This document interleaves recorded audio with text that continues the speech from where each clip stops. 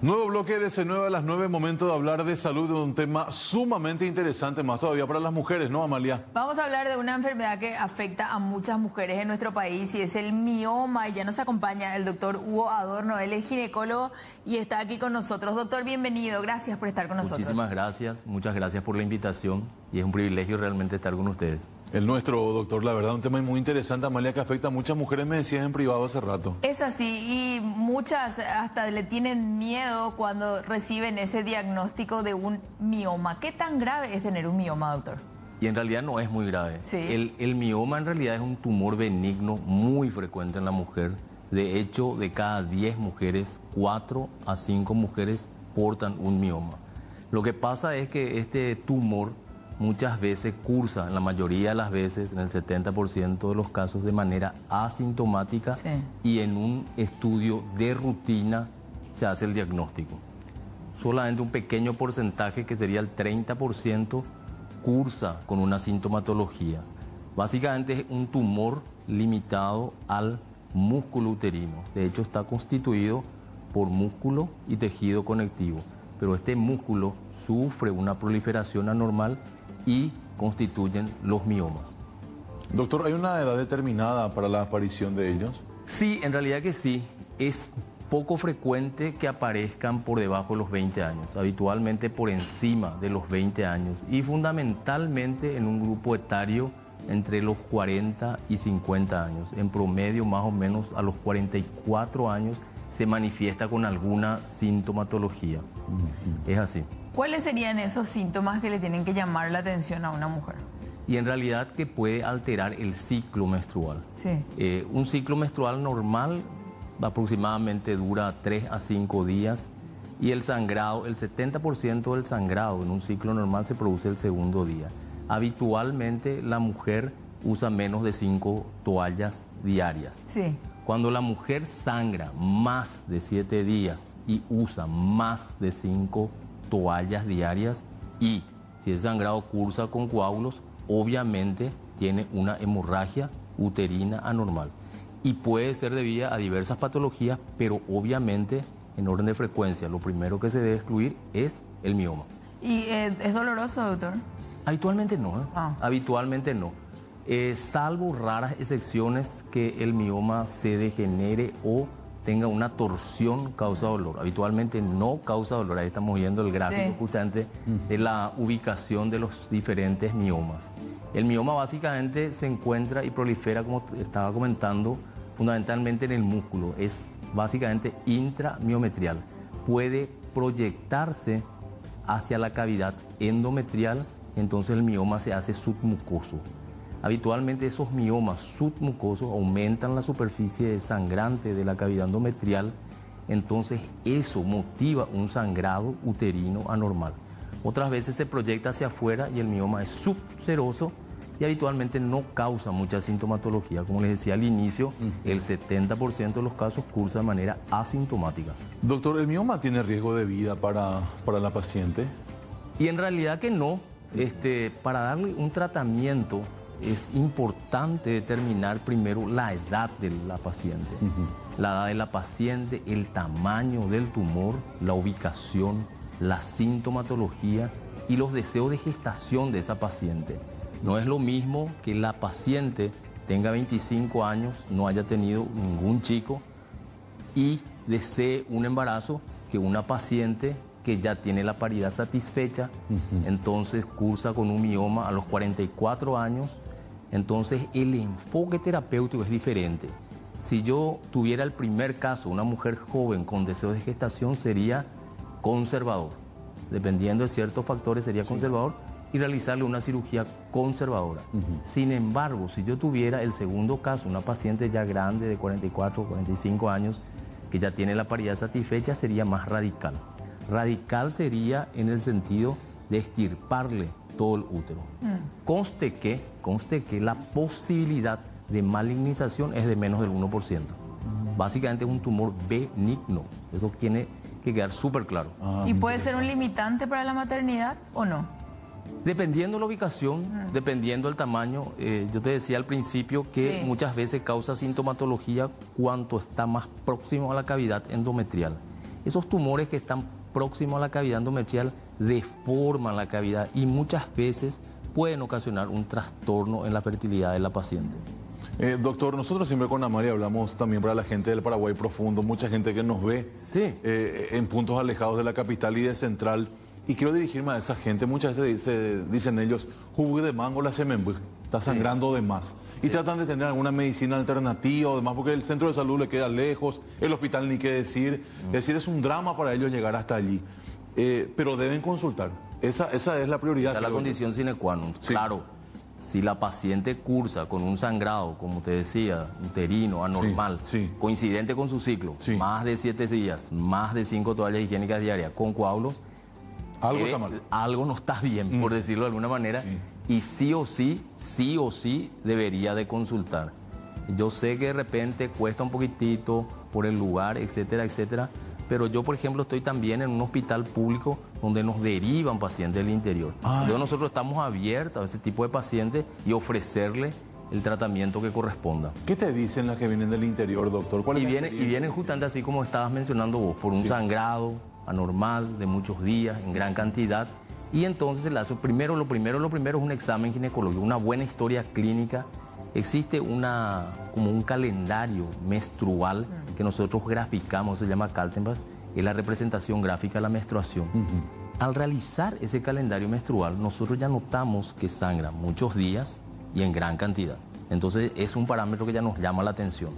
Obviamente eso se complementa con un buen examen ginecológico, un examen bimanual, vagino-abdominal, de repente encontramos ya un útero voluminoso y también se complementa con una ecografía. De hecho, la ecografía es el método diagnóstico adecuado para realizar el diagnóstico de estos tumores. Yo les decía también que el 70% es asintomático. Entonces muchas veces la paciente se va a una consulta de rutina, se le solicita una ecografía y en esa ecografía se diagnostica un mioma que muchas veces es asintomático y no hay que hacer absolutamente nada. En cambio, el otro caso, que la paciente viene ya por una sintomatología más el diagnóstico ecográfico, probablemente sea resorte quirúrgico. Entonces allí consideramos lo que les decía, la edad, la ubicación, el tamaño, la sintomatología y los deseos de gestación. Si es una paciente joven, obviamente se opta por ser conservadores. Claro. Bueno, están enviando mensajes al 8530-0109. Dice, ¿se puede prevenir los miomas? Y la verdad que no. Lo que sí, existen ciertas condiciones que predisponen a la aparición de miomas. Existen factores hereditarios. Por ejemplo, la mamá padeció un mioma, la hermana padeció un mioma, son familiares de primer grado. Probablemente esa hija tenga un riesgo relativo de padecer mioma. Queda clara la película. Otras veces hay algunas cosas que se puedan prevenir y otras no. Por ejemplo, la primera menstruación, es decir, la menarca, se llama la primera menstruación, se inició antes de los 10 años, también es un factor predisponente. Por ejemplo, si esa paciente nunca tuvo hijos, hay un aforismo que dice: la que no gesta hijos, gesta miomas. Puede que desarrolle un mioma. Ahora bien, existe una situación que sí, entre comillas, puede ser prevenible, como el sobrepeso y la obesidad. Porque a mayor sobrepeso y obesidad, mayor es la posibilidad de que esa paciente padezca un mioma. De hecho, por cada 10 kilos aumenta la posibilidad, un 21% la posibilidad que tengan mioma. Pero sí entran a jugar las alteraciones genéticas, los antecedentes familiares, entre otras cosas que no se pueden modificar de repente. Claro, respondido. Entonces, estos los miomas son hereditarios, lo que decía el doctor, y también a qué edad aparecen, que ya marcaba generalmente de los 20 años en adelante. Es medio extraño, 20 años, menos de los 20 años, y ya a partir de los 40, 45 años. Doctor. Se manifiesta con una sintomatología así mismo. Ahora, doctor, otra cuestión. ¿Ese mioma puede crecer en tamaño? ¿Hay algún alimento que pueda consumir la mujer que haga eso o es independiente a toda la situación? En realidad, ese tumor es hormonodependiente. Vale decir que una mujer relativamente joven produce buena cantidad de hormonas, fundamentalmente los estrógenos. Aparte que, para hablar un poquitito del fundamento por el cual crece el mioma, a ese nivel del tumor existen mayores receptores para esa hormona. Y también se produce por eso le decía que entran a tallar factores genéticos, cromosómicos, familiares, etcétera. hay un déficit de una enzima que hace que no se convierta un estrógeno potente como el estradiol a estrona. Entonces, hay factores locales que hacen que en interacción con factores hereditarios, etcétera, etcétera, eso crezca. Pero no se puede prever en cuánto tiempo va a crecer y qué tamaño va a alcanzar. Existen tumores pequeñitos de 2 a 3 centímetros que de repente están mal ubicados, como les decía, cerca de la cavidad endometrial, que causan una sintomatología importante. Y otros tumores un poco más grandes, pero que están ubicados hacia la periferia del útero, por decirlo así, que no causan sintomatología. Dice, buenos días, doctor. A mí me quitaron el útero en la cirugía de mi cesárea, dice. ¿Puedo llegar a tener un mioma igual? No, si le sacaron el útero. Ya no. Ya no. Ya no. ¿Y qué cuidados tengo que tener cuando me quitan el útero? Dice otra vez en otra consulta. Y depende. La histerectomía es una cirugía que se realiza para extirpar el útero. Hay que determinar en primer lugar si el motivo de su histerectomía en esa cesárea fue realmente la presencia de un mioma o fue por un sangrado importante que puso en riesgo la vida de la paciente. Sí. Son dos cosas diferentes. Distintas. Y también son cosas diferentes si la histerectomía se hizo en forma total o si se hizo en forma parcial o subtotal. En forma total significa que se le extrae el cuerpo y el cuello del útero.